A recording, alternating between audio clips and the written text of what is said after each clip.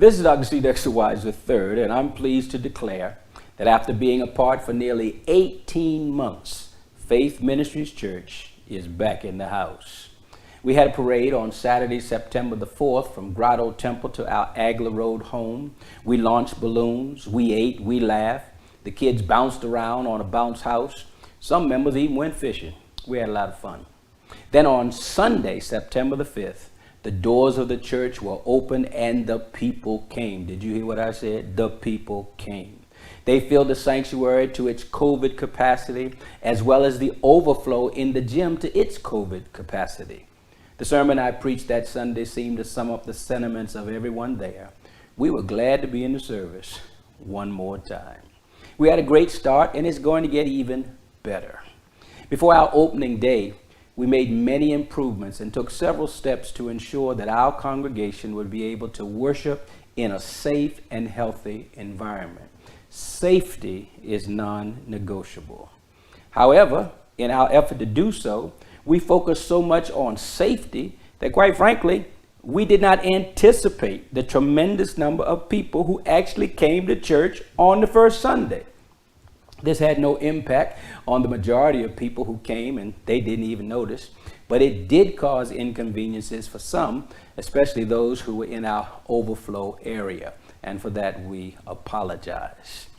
You remember we announced that we're going to create a scroll of all who were present on the first day back in the house, and since we collected that I was there form at the end of worship, if you were there and had to leave before the end of worship and did not fill out and hand in a form, we'll take your word for it. Fill out one of those forms this week when you come to church, or send in your information to faithministries.church/connect. faithministries.church/connect. We always want any visit to Faith Ministries to be a positive one. That's why we're taking steps that are here. Number one, we're going to make it easier and quicker to enter the church and sanctuary once the doors open, and reduce any bottleneck and wait time.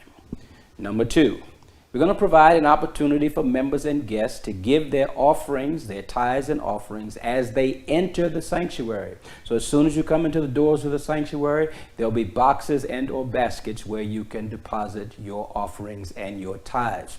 And of course, if you forget on your way out, there'll be boxes there to give then as well.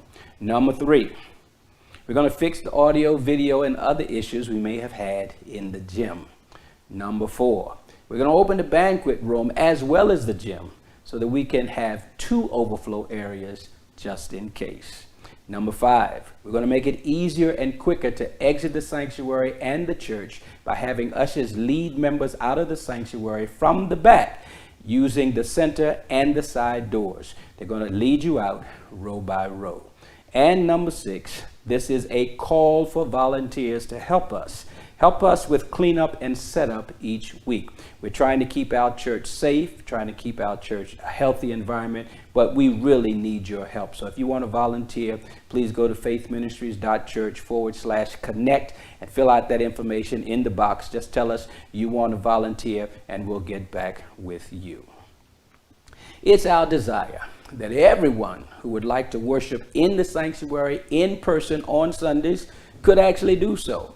However, as you know, the COVID reality dictates that we will have limited seating capacity in the sanctuary. Therefore, members and guests will be seated on a first-come, first-served basis after the opening of the doors at 9 a.m. So come early, or at least come on time. Once the sanctuary is filled, you will be welcome to worship and fellowship with us in the gym and the banquet overflow areas, where you will be able to see and hear the worship live and in real time with other members. Of course, if you prefer, you may always go directly to the gym or the banquet room.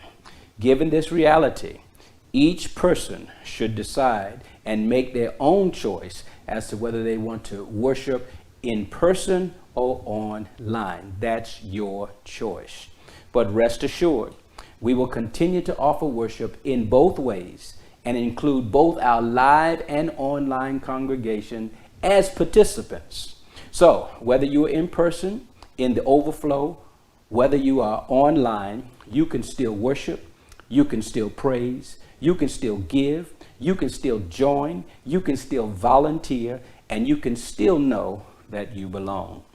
We're committed to being one congregation, worshiping in two different ways instead of one congregation in the sanctuary with the rest of the people just spectating online.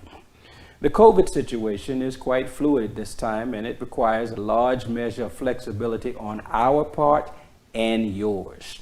In many ways, it's a week-to-week learning and growing experience. So let me take this opportunity to thank you for your support. Thank you for your patience. And remember, one way or another, we're going to worship the Lord together. One way or another, we're going to worship the Lord together. Okay? See you Sunday.